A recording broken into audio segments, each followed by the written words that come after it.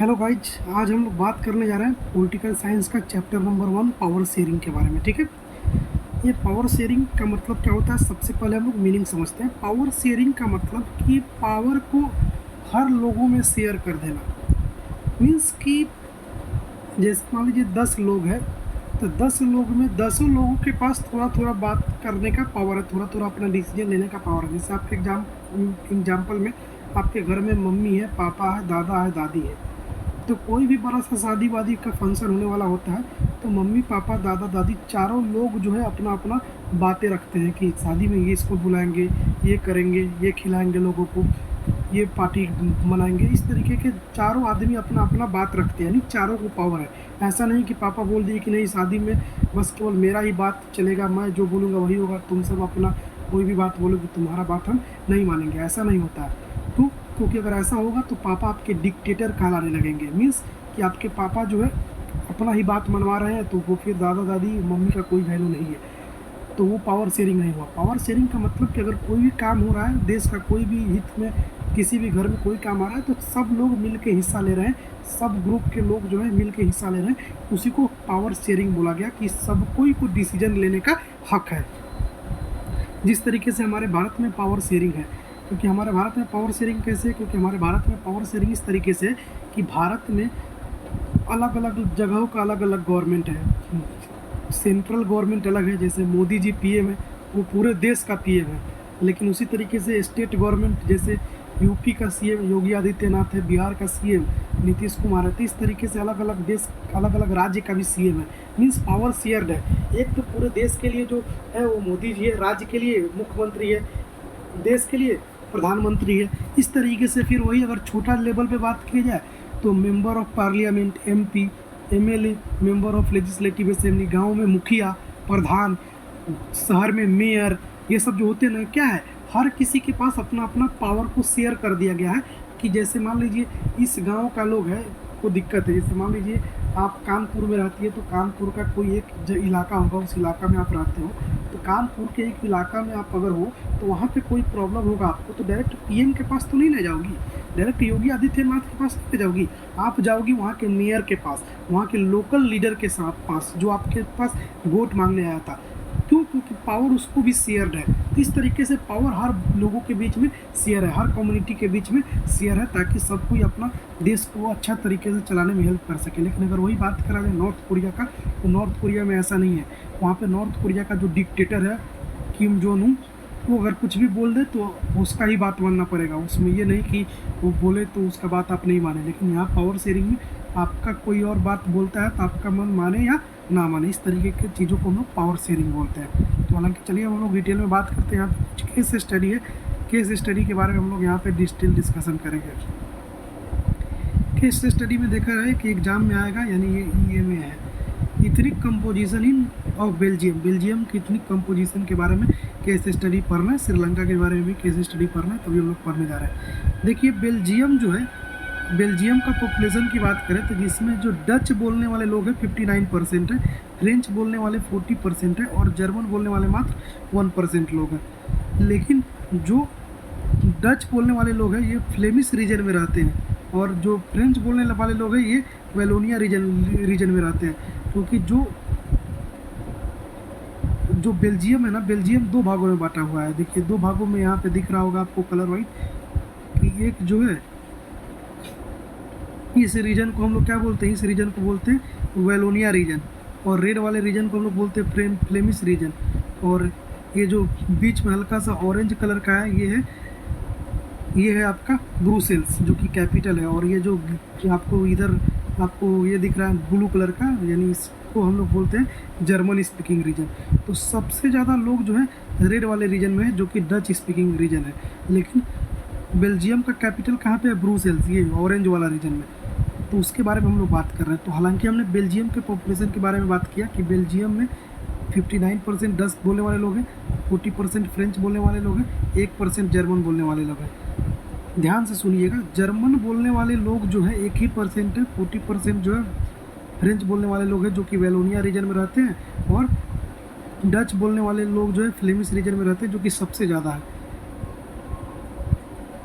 लेकिन क्या है यहाँ पे हमें क्या देखने को मिल रहा है, यहाँ पे हमें देखने को मिल रहा है कि Dutch speaking people constituted majority in a country while minority in the capital Brussels. लेकिन डच के लोग जो है पूरे देश में मेजोरिटी में है, लेकिन ब्रुसेल्स में वो माइनॉरिटी में है। माइनॉरिटी मेजोरिटी का मतलब समझ में आता होगा ना कि माइनॉरिटी का मतलब कि किसी एरिया में जिसका पॉपुलेशन सबसे कम है उसको माइनॉरिटी बोलते हैं, और जिसका पॉपुलेशन सबसे ज़्यादा है उसे हम लोग मेजोरिटी बोलते हैं। तो पूरे देश का अगर बात किया जाए, ओवरऑल कंट्री का बात किया जाए, तो ओवरऑल कंट्री में डच बोलने वाले का संख्या 59% है। और अगर ब्रुसेल्स की बात किया जाए तो ब्रुसेल्स में ना डच बोलने वाला का संख्या बहुत कम है। यहाँ पे कौन सा लैंग्वेज बोलने वाला का संख्या ज़्यादा है, तो देखिए ब्रुसेल्स का पॉपुलेशन, ब्रुसेल्स का मतलब होता है बेल्जियम का राजधानी। जैसे हम लोग का दिल्ली राजधानी है, भारत का राजधानी नई दिल्ली है, तो नई दिल्ली राजधानी का मतलब क्या, राजधानी कैपिटल का मतलब होता है ना कि वो देश का हार्ट है, वहीं से सब कुछ ऑपरेट किया जाता है। दिल्ली में ही हमारा पार्लियामेंट है, दिल्ली में ही मोदी जी रहते हैं, दिल्ली में ही राष्ट्रपति रहते हैं, दिल्ली में ही सब कुछ ज़्यादातर पार्टी फंक्शन कोई भी चीज़ों का जो हम लोग के देश से रिलेटेड होता है डिसीजन सब कुछ दिल्ली में ही लिया जाता है। तो दिल्ली जो है हम लोग का देश का एक बहुत इंपॉर्टेंट जगह है। तो सेम उसी तरीके से बेल्जियम का राजधानी ब्रुसेल्स है। पूरे देश में तो जो है सबसे ज़्यादा डच बोलने वाले लोग हैं, लेकिन जो ब्रुसेल्स है, ब्रुसेल्स में सबसे ज़्यादा पॉपुलेशन है किसका, फ्रेंच बोलने वाला का, और 20% ही पॉपुलेशन है डच बोलने वाला का। तो जाहिर सी बात है ब्रुसेल्स में किसी भी देश का जो कैपिटल होता है वहीं से सारा चीज़ ऑपरेट होता है, वहीं से सारा कानून बनता है। तो ब्रुसेल्स में 80% फ्रेंच बोलने वाले लोग हैं, तो ये लोग 80% मेजोरिटी में है, तो यहीं से कानून बनाएंगे। तो ये जब कानून बनाएंगे तो ये फ्रेंच के बारे में ज़्यादा कानून अच्छा बनाएंगे, ब्रुसेल्स डच वाले के लिए कानून अच्छा नहीं बनाएंगे। तो जिनकी वजह से वहाँ पर क्या हो जाता है, वहाँ पर प्रॉब्लम क्रिएट हो जाता है। कहाँ पर, बेल्जियम में। बेल्जियम के लोग जो है सोचते हैं कि अरे यार हम पूरे देश में 59% है और ये जो फ्रेंच के लोग हैं मात्र 40% है, लेकिन फिर भी ये हमारे ऊपर राज करते हैं। क्यों, क्योंकि कैपिटल में वो ज़्यादा है। कैपिटल सिटी जो कि ब्रुसेल्स है वहाँ पे ये 80% है, इसी वजह से वहाँ पे 80% है। ये पूरे देश जो है कैपिटल के ही से ही बैठ कर चला जाता है, कैपिटल से ही सारा कानून बनता है। तो ये कानून जो है हमारे लिए सही से नहीं बना रहे हैं। तो इन लोगों के अंदर एक दिल में डर पैदा हो जाता है कि हम लोग देश में मेजोरिटी है, देश में सबसे ज़्यादा संख्या डच वाला का है, लेकिन फ्रेंच वाला हमारे ऊपर राज कर रहा है। ये था कहानी किसका, बेल्जियम का। फिर आगे आता है ethnic composition of Sri Lanka. Sri Lanka के बारे में थोड़ा सा एक केस स्टडी है, उसको ही पढ़ लेते हैं। ये देखिए आपको श्रीलंका का मैप है। श्रीलंका में सिन्हल स्पीकर जो होते हैं 74% होते हैं, तमिल स्पीकर जो होते हैं 18% होता है। उसमें से अमॉन्ग 13% आर श्रीलंकन तमिल और 5% आर इंडियन तमिल। अब इस 80% में भी 13% जो है श्रीलंकन तमिल है, यानी वैसा लोग जो श्रीलंका के ही हैं, और उसमें से 5% लोग जो है इंडियन तमिल है, जो कि इंडिया से श्रीलंका में जाकर बस गए हैं अंग्रेज़ों के टाइम में ही। तो 18% तमिल स्पीकर है और 74% सिन्हल स्पीकर है। तो मोस्ट सिन्हल स्पीकर है बुद्धिस्ट। जो सिन्हल स्पीकर है जो ज़्यादातर क्या है, बुद्धिस्ट है, और तमिल स्पीकर जो है ज़्यादातर हिंदू है और क्रिश्चियन है, और सम उसमें से कुछ लोग मुस्लिम भी है। तो Tamil speaking are both Muslim and Hindus and 7% of the population is Christian. अब देखिए 18% पॉपुलेशन में, तमिल के 18% पॉपुलेशन में 7% पॉपुलेशन जो है क्रिश्चियन है, और बाकी जो है हिंदू और मुस्लिम है। तो अब देखिए यहाँ पे सिन्हल स्पीकर जो है 74% है। सिन्हल वहाँ का भाषा है, सिन्हल का मतलब भाषा तमिल भी भाषा है। तो सिन्हल जो है 74% है, तमिल 80% ही है। लेकिन क्या होता है कि श्रीलंका में मेजोरिटी क्या है, श्रीलंका में मेजोरिटी है सिन्हल स्पीकर का, तमिल स्पीकर का मेजोरिटी श्रीलंका में नहीं। आपको हम ये इस स्टडी से आपको पता चल रहा होगा। तो मेजोरिटेरियनिज्म इन श्रीलंका, श्रीलंका में मेजोरिटीज में क्या देखने को मिलता है, तो it is the idea that have numerical majority of population should help the final say in determining the outcome of the decision. अब मान लीजिए श्रीलंका के अंदर 74% जो है सिन्हल स्पीकर है, तो ये सारा के सारा डिसीजन 74% के लिए ही लिया जाएगा, क्योंकि 74% का पॉपुलेशन ज़्यादा, अगर वोटिंग होगा तो 74% का पॉपुलेशन जो है ज़्यादा आ जाएंगे। जो कि आप यहाँ पे देख रहे हैं, पीला वाला कलर जो है 74% को रिप्ले मतलब क्या दिखाता है, तो पीला वाला कलर जो है सबसे ज़्यादा है। तो देश में कोई भी डिसीजन लिया जाएगा तो सिन्हल लोग ही डिसीजन लेंगे, सिन्हल लोग ही नेता बनेंगे, सिन्हल लोग ही प्राइम मिनिस्टर बनेंगे। तो जब मान लीजिए केवल और केवल सिन्हा लोग बनेंगे तो सिन्हा लोग जो है केवल अपने लोगों के लिए कानून बनाएंगे। जब अपने लिए कानून बनाएंगे तो बाकी जो 18% तमिल स्पीकर है, जिसमें हिंदू, मुस्लिम, इंडियन तमिल, श्रीलंकन तमिल है, उनको तो प्रॉब्लम फेस करना पड़ेगा। इसी को हम लोग बोलते हैं मेजोरिटेरियनिज्म की सरकार। मेजोरिटेरियनिज्म की सरकार का मतलब कि जो ज़्यादा है उसके लिए सरकार काम कर रही है, जो कम है उसके लिए काम नहीं कर रही है। तो Sri Lanka gained it independence in 1948। Sri Lanka जो है 1948 भारत से 1 साल बाद आज़ाद होता है। The majority Sinhala community push their dominance through the majoritarianism.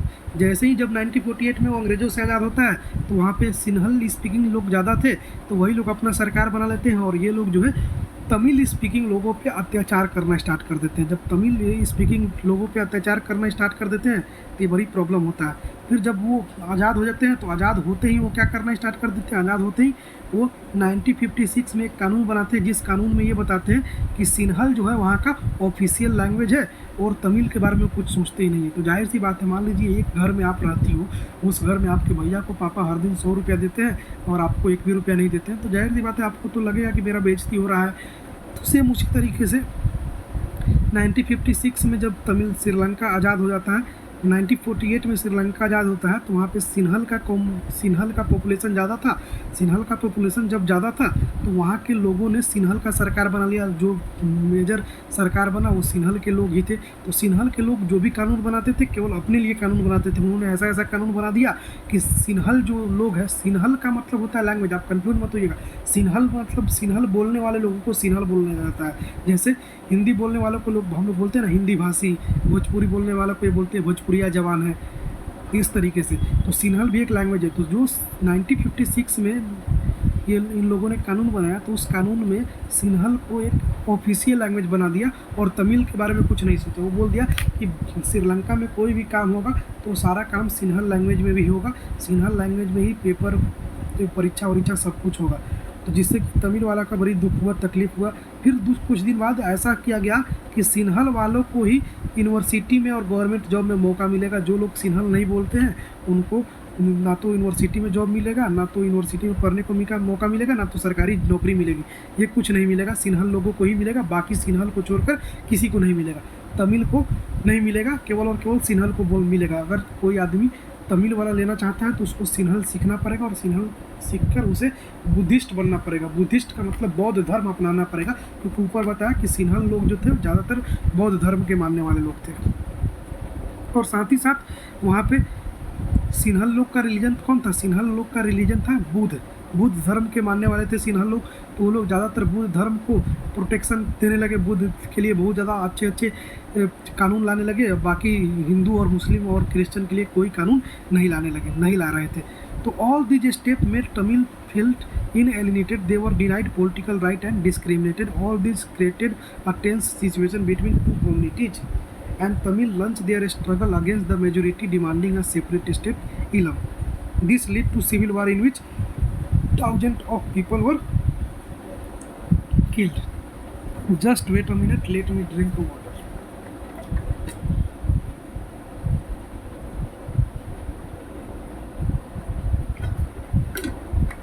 हम बात ये कर रहे थे कि जब सिन्हल का सरकार बन गया तो सिन्हल के लोग जो थे, हम बात कर रहे थे कि सिन्हल का जब सरकार बनता है तो वो सारा के सारा चीज़ सिन्हल के लिए ही काम करते हैं। सिन्हल लोगों को ही ऑफिशियल, सिन्हल लोगों को ही गवर्नमेंट जॉब में सिन्हल भाषा को ही ऑफिशियल लैंग्वेज हर कुछ सबके लिए बना देते हैं। तो तमिलनाडु के लोग, मतलब तमिलनाडु बोल रहे हैं, सॉरी, तमिल बोलने वाले लोग जो थे, जो कि 18% लोग थे, इनको डर लगने लगता है कि अब हम लोग अगर कुछ नहीं करेंगे तो हमारे साथ ये डिस्क्रिमिनेशन किया जा रहा है। अब इन्होंने प्रोटेस्ट करना स्टार्ट कर दिया, अपना हक मांगना स्टार्ट कर दिया, अपना राइट मांगना स्टार्ट कर दिया। इन्होंने बोला कि हमें एक अलग स्टेट बना दो। अगर तुम सब अपना बारे में ही केवल सोच रहे हो तो हमें एक अलग जगह दे दो, हमारा श्रीलंका को 2 भाग में तोड़ दो, एक भाग हमें दे दो और उस भाग में हम लोग केवल तमिल बोलने वाले लोग रहेंगे। जिससे कि क्या हुआ कि पूरे स्टेट में लड़ाई छिड़ गई, सिविल वार छिड़ गया, जिसमें कि करोड़ों लोग मारे गए थे। उसी समय भारत ने श्रीलंका को क्या किया था, अपना फोर्स भेजकर उस वार को रुकवाया था और श्रीलंका को स्टेबल किया था। ये चीज़ आपको पढ़ना नहीं था, जस्ट मैंने बता दिया। इस तरीके से वहाँ के लोग जो थे पावर शेयरिंग नहीं किए चाहते। वहाँ के लोग सब सिंहल वाले लोग चाहते तो पावर शेयरिंग करके अच्छे तरीके से रह सकते थे साथ साथ, लेकिन उन्होंने पावर शेयरिंग नहीं किया। पावर शेयरिंग नहीं किया, सारा पावर केवल सिंहल को दे दिया, तमिल को कुछ पावर नहीं दिया, पावर का शेयरिंग नहीं किया, जिसकी वजह से टेंशन बढ़ गई, लड़ाई हो गई, करोड़ों लोग मारे गए थे उस समय। तो ये प्रॉब्लम होती है, इसीलिए पावर शेयरिंग हम लोग को पढ़ना है, इसलिए हम लोग पावर शेयरिंग पढ़ रहे हैं। अब हम लोग बात करते हैं बेल्जियम मॉडल ऑफ एकोमोडेशन के बारे में। बेल्जियम जो है किस तरीके से मॉडल को अपनाता है और मॉडल को अपनाने के बाद अपने देश को अच्छे तरीके से बना लेता है। तो देखिए, leaders in Belgium amended their constitution 4 times to accommodate diversity between 1970 to 1993। Belgium के जो सरकार थे उन्होंने 1970 से लेकर 1993 के बीच में अपने कॉन्स्टिट्यूशन को 4 बार सुधारा, 4 बार एकोमोडेट किया, ताकि सारे लोगों को इक्वल पावर मिल सके। जैसे कि मैंने बेल्जियम में बताया कि बेल्जियम में भी 4 तरीके के लोग हैं। बेल्जियम में जो है फ्रेंच बोलने वाले हैं, डच बोलने वाले हैं, जर्मन बोलने वाले हैं। ये सब लोग जो है आपस में पावर अगर शेयर कर लेंगे तो बीच में लड़ाइयाँ होगी नहीं। तो इस वजह से बेल्जियम में 4 बार अपने कॉन्स्टिट्यूशन को सुधारता है, ताकि हर लोगों के बीच में पावर शेयरिंग हो सके। The number of French Dutch speaking ministers should be equal in the central government that single community can make decision unilaterally। Same उसी तरीके से उन्होंने ऐसा कानून बनाया बेल्जियम वाले ने कि जितना बेल्जियम में जितना जो लोग हैं, सब लोगों को लीडर बनने का अधिकार है। वो चाहे जर्मन स्पीकिंग हो, चाहे डच स्पीकिंग हो, चाहे फ्रेंच स्पीकिंग हो, सब लोगों को पार्लियामेंट में, सेंट्रल गवर्नमेंट में चुनाव लड़ने के लिए सीट मिलेगी। और जो लोग चुनाव में लड़ेंगे, जो जीतेंगे, वो लोग अपना अपने कम्युनिटी के लिए, अपने अपने भाषा के लोगों के लिए कानून बना सकते हैं, ताकि अच्छे से पावर शेयर हो, ताकि हम लोग के बीच में लड़ाइयाँ ना हो आपस में, देश में एक दूसरे से लड़ाइयाँ ना हो। The state government given power and they were not subordinate to the central government। The capital city Brussels separate government in which both the community have equal representation। अब देखिए, स्टेट गवर्नमेंट को भी पावर दे दिया गया, state government को central government के subordinate नहीं बनाया गया, क्योंकि स्टेट गवर्नमेंट को ऐसा बना दिया गया कि स्टेट का जो मन करे वो डिसीजन ले सकता है, सेंट्रल गवर्नमेंट का जो मन करे वो डिसीजन ले सकता है। लेकिन अगर पूरे देश की बात की जाए तो पूरे देश के लिए सेंट्रल गवर्नमेंट डिसीजन लेगा। सेम वही चीज़ भारत में भी है। भारत में अगर कई स्टेट है, जैसे योगी जी है, यूपी के मुख्यमंत्री है, नीतीश कुमार बिहार के मुख्यमंत्री है, तो ये लोग अपना डिसीजन भी लेते हैं। जैसे बिहार में शराब बंद हो गया, तो बिहार में शराब कौन बंद कराया? नीतीश कुमार बंद कराया। वैसे ही यूपी में भी बहुत सारे कानून आया, जिसमें यूपी में अलग अलग कानून आया। तो अलग अलग कानून आया तो कौन लाया? यूपी की सरकार लाया। तो यूपी की सरकार अपना डिसीजन खुद से ले सकती है, लेकिन भारत का भी सरकार चाहे तो यूपी में कुछ कानून ला सकती है और बिहार में भी कुछ कानून ला सकती है। भारत का सरकार कौन है? सेंट्रल गवर्नमेंट, जो कि पीएम मोदी है। तो इस तरीके से वहाँ पे भी बना दिया गया कि स्टेट गवर्नमेंट अपना है, वो अपना काम खुद से कर सकती है। जब जरूरत पड़े तो स्टेट गवर्नमेंट जो है सेंट्रल गवर्नमेंट यानी पीएम मोदी का हेल्प ले सकती है। सेम उसी तरीके से वहाँ का जो कैपिटल ब्रुसेल्स था, वहाँ पर भी सेपरेट गवर्नमेंट बना दिया गया दोनों कम्युनिटी के लोगों के लिए, फ्रेंच बोलने वाले लोगों के लिए भी और डच बोलने वाले लोगों के लिए भी। दोनों लोग जो है पार्लियामेंट में दोनों लोग का मेंबर जाएगा और मेंबर में जाकर दोनों लोग अपने अपने कम्युनिटी के लिए क्या बना सकेंगे? कानून बना सकेंगे। सेम उसी तरीके से third kind of government called community government was form. इसी तरीके से कम्युनिटी गवर्नमेंट को भी फॉर्म किया गया।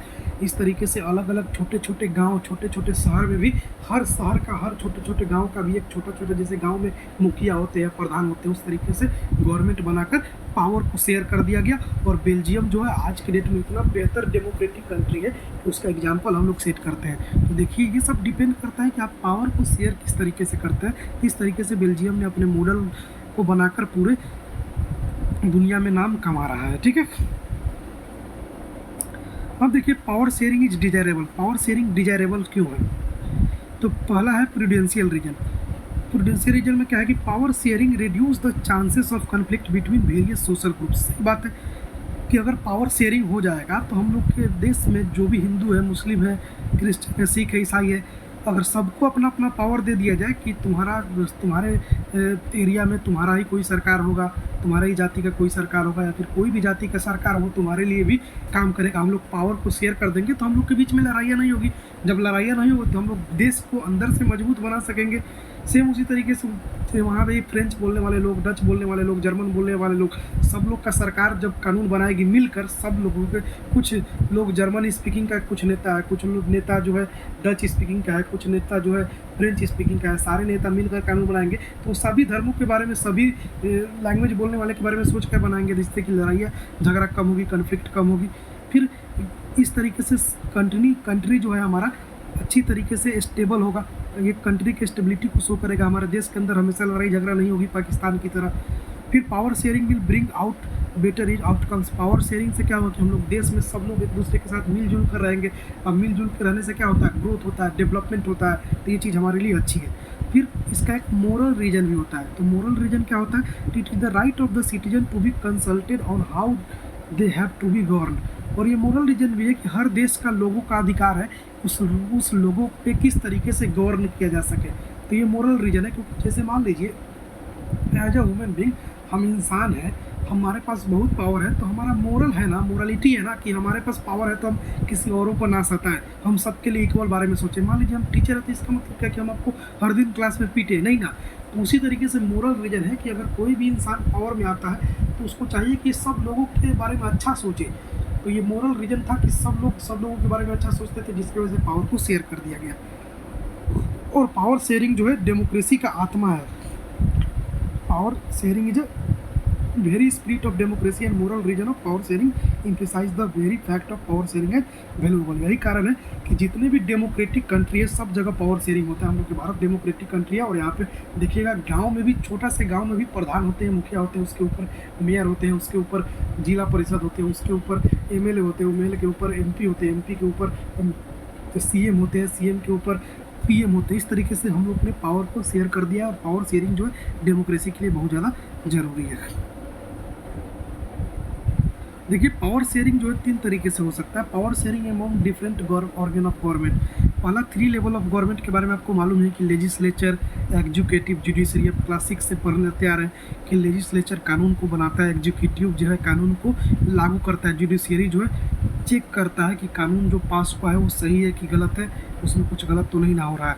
तो इस तरीके से 3 लेवल में पावर शेयरिंग को भी डिवाइड कर दिया गवर्नमेंट के अंदर। This is horizontal distribution of power. ये पावर शेयरिंग, ये जो लेजिस्लेटर, एग्जीक्यूटिव और जुडिशरी है, ये पावर का हॉरिजॉन्टल डिस्ट्रीब्यूशन है। And there is a system of check and balance. यहाँ चेक एंड बैलेंस का भी सिस्टम है। जैसे मान लीजिए आपके पापा लेजिस्लेचर है, आपके पापा ने कानून बना दिया, आपके मम्मी ने उस कानून को पास कर दिया, और आपके दादा जुडिशरी है, यानी वो देखभाल करते हैं कि जो कानून पास हुआ है वो कानून सही से लागू हुआ कि नहीं, वो कानून सही है कि गलत है, इसका चेक करने का काम आपके दादाजी करेंगे। तो इस तरीके से हमारा पार्लियामेंट में कानून बनता है, कानून बनने के बाद पार्लियामेंट में ही कानून लागू होता है। फिर उसके लिए सुप्रीम कोर्ट है, जज है, वो चेक करता है जुडिशरी कि हमारा कानून जो बना वो सबके लिए है कि नहीं, वो पावर शेयरिंग का काम कर रहा है कि नहीं, सारे लोग के लिए है कि नहीं, सारे लोगों के लिए है ना, ऐसा नहीं है कि वो केवल हिंदू के लिए ही है, केवल मुस्लिम के लिए ही है। इस तरीके से पावर शेयरिंग होता है। Power sharing among different level of government. आपको बताया था कि गवर्नमेंट में भी पावर शेयरिंग होता है। एक सेंट्रल गवर्नमेंट होता है, एक स्टेट गवर्नमेंट होता है, एक लोकल गवर्नमेंट होता है, और ये वर्टिकल डिस्ट्रीब्यूशन होता है। वर्टिकल डिस्ट्रीब्यूशन क्यों? क्योंकि सेंट्रल ऊपर में है, स्टेट उसके नीचे, और लोकल गवर्नमेंट उसके भी नीचे। और ये हॉरिजॉन्टल डिस्ट्रीब्यूशन क्या था? Legislature, executive, judiciary. क्योंकि लेजिस्लेचर, एग्जीक्यूटिव, जुडिशरी तीनों एक ही रो में आते हैं, क्योंकि लेजिस्लेचर पार्लियामेंट के अंदर कानून बनाते हैं, जुडिशरी, एग्जीक्यूटिव भी पार्लियामेंट के अंदर ही कानून को पास करते हैं, और जुडिशरी जो है कानून के बराबर में ही अपना काम करते रहते हैं। इसलिए हॉरिजॉन्टल है। और ये वर्टिकल है। वर्टिकल इसलिए कि सेंट्रल के पास ज़्यादा पावर है, स्टेट के पास उससे कम, लोकल के पास और सबसे कम। लेकिन यहाँ पे लेजिस्लेचर, एग्जीक्यूटिव और जुडिशरी में तीनों के पावर बराबर बराबर ही है, लगभग, लेकिन जुडिशरी का पावर सबसे ज़्यादा होता है।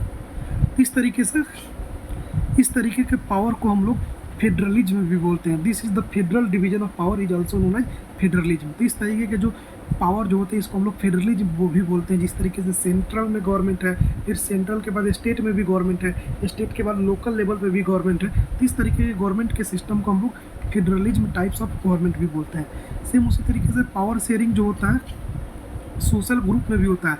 जैसे कम्युनिटी गवर्नमेंट, जैसे आपके गाँव में कम्युनिटी गवर्नमेंट होगा, वो कम्युनिटी गवर्नमेंट कैसे होता है? जैसे मान लीजिए आपके गाँव में जितने भी घर हैं उस घर में जितने भी मान लीजिए आपके गांव में 100 घर है, तो 100 घर में जब भी सरस्वती पूजा होता होगा या दुर्गा पूजा होता होगा, आपके गांव में मूर्तियां बैठती होगी, तो सारे लोग चंदा इकट्ठा करने आते होंगे।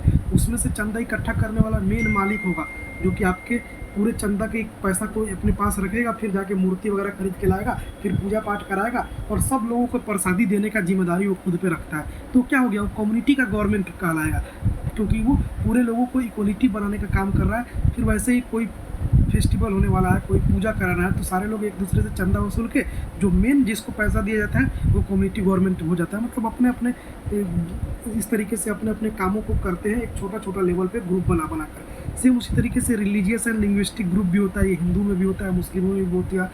फिर इस तरीके से there is a reserve constituency in state assembly and parliament of the country.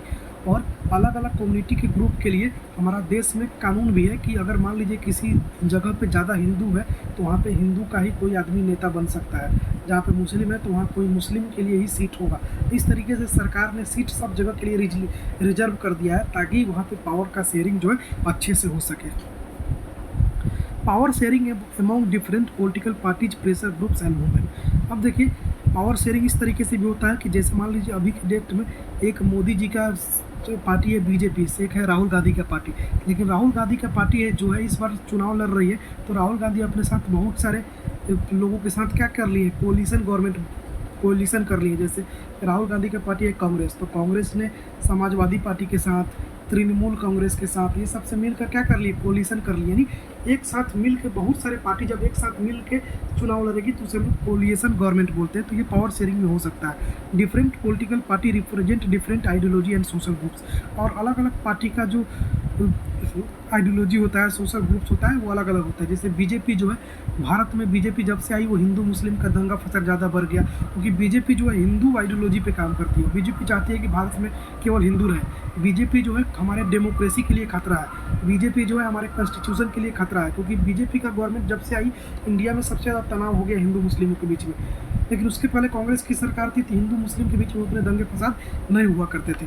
तो हमारे कहने का मतलब कि जैसे कांग्रेस का सरकार है, कांग्रेस जो है चाहती है कि सिक्योरिटी मेंटेन करे, यानी सारे देश सारे धर्म के लोगों के लिए भारत है। ये भारत जो है सेकुलर स्टेट है, जिसके बारे में हमारा कॉन्स्टिट्यूशन भी बताता है कि we the people of India is secular sovereign fraternity. ये सब हमारे भारत का कॉन्स्टिट्यूशन से नहीं बताता है। लेकिन बीजेपी का सरकार जो है उसका आइडियोलॉजी है कि भारत को हम हिंदू राष्ट्र बनाएंगे। तो ये चीज़ गलत है, क्योंकि ये इस आइडियोलॉजी से भारत चल नहीं पाएगा, क्योंकि भारत का कॉन्स्टिट्यूशन ही भारत में सारे लोगों को रहने के लिए बोलता है।